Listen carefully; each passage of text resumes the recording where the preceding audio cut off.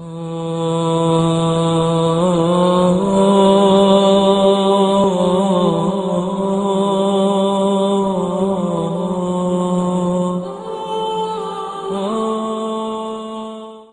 باللہ من الشیطان الرجیم، پناہ مانگتا ہوں میں اللہ کی شیطان مردود سے۔ بسم اللہ الرحمن الرحیم، شروع اللہ کا نام لے کر جو بڑا مہربان نہایت رحم والا ہے۔ ان اللہ کان علی کل شیء شہیدا، یقیناً اللہ تعالی ہر چیز پر گواہ ہے۔ اب آئی ہے وہ آیت اصل میں کانٹے دار آیت جو ہے، جو عورتوں کے حلق سے بہت مشکل سے اترتی ہے، کانٹا بن کر اٹک جاتی ہے۔ الرجال قوامون علی النساء، یہ تمہید تھی ساری، ایک سورہ بقرہ میں تمہید آ چکی تھی، علیہن لہن مثل الذی علیہن بالمعروف وللرجال علیہن درجہ، یہ کہہ کے بات چھوڑ دی۔ آگے آئے لا تتمنوا ما فضل اللہ بعضهم علی بعض، اور مزید اس کے لیے ذہنی جو ہے تیاری کر دی۔ اب آ رہی ہے وہ چیز جو چبھنے والی چیز ہے۔ الرجال قوامون علی النساء، مرد عورتوں پر حاکم ہے۔ یہ میں ترجمہ زور دے کر رہا ہوں۔ یہ قامہ جو ہے، قامہ جب علا کے ساتھ آئے گا تو کچھ اور معنی ہوں گے، قامہ بے کے ساتھ آئے گا کچھ اور معنی ہوں گے۔ قامہ بے کسی شے کو قائم کرنا، کونوا قوامین بالقسط، اسی سورہ مبارکہ میں یہ آیت آ جائے گی، کونوا قوامین بالقسط، عدل کو قائم کرنے والے بن کر کھڑے ہو جاؤ۔ قامہ علا، کسی کے اوپر سر پر مسلط ہونا، یہ ہے گویا کہ ایک درجہ حاکمیت ہے۔ گھر کے ادارے میں حاکم ہونے کی حیثیت مرد کو حاصل ہے۔ سربراہ خاندان جو ہے وہ مرد ہے، عورت نہیں ہے۔ عورت کو بہرحال اس کے ساتھ ایک وزیر کی حیثیت سے کام کرنا ہے، یہ ہے اس کا اصل رول۔ اسی لیے میں بیان کر چکا ہوں کہ وہ جو نسیان کا معاملہ تھا، اللہ تعالیٰ نے اس کے اندر چونکہ یہ سیکنڈ رول پلے کرنا ہے اسے یقیناً اس کے جذبات کو تو زیادہ ٹھیس پہنچنے کا امکان رہے گا۔ آدمی کو ہر انسان، مرد بھی چاہتا ہے میری بات چلے، عورت چاہتی ہے میری بات چلے۔ اب آخر کار کس کی بات چلے گی؟ یا تو دونوں کسی طریقے سے کسی مسئلے میں متفق ہو جائیں، اور عورت جو ہے بیوی اپنے شوہر کو دلیل سے، اپیل سے جس طرح قائل کر لے تو معاملہ ٹھیک ہو گیا۔ اب اگر نہیں ہو رہا معاملہ تو اب کس کی رائے چلے گی؟ مرد کی رائے چلے گی۔ تو کس کو اس سے ایک صدمہ پہنچے گا؟ عورت کو پہنچے گا۔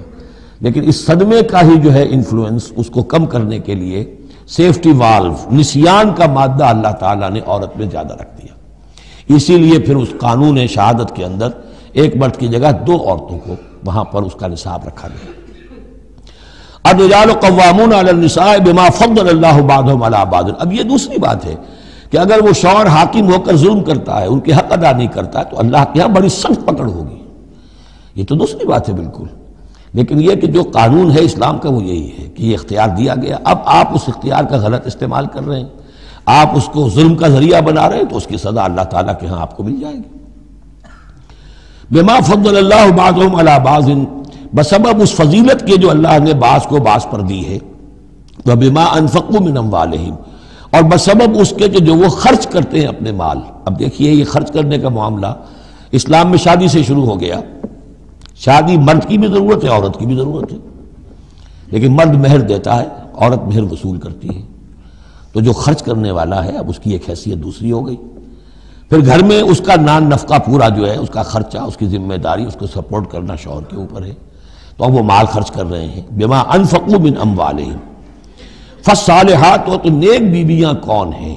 جو کہ ایک یوں سمجھیے قرآن کے نزدیک ایک عورت کا جو اچھا کردار ہونا چاہیے، ایک خاتون خانہ کی جو بہترین روش ہونی چاہیے، وہ یہاں 3 الفاظ میں آئی ہے۔ فالصالحات، نیک بیویاں قانتات، ایک تو فرما بردار ہوتی ہیں، شوہروں کی فرما بردار۔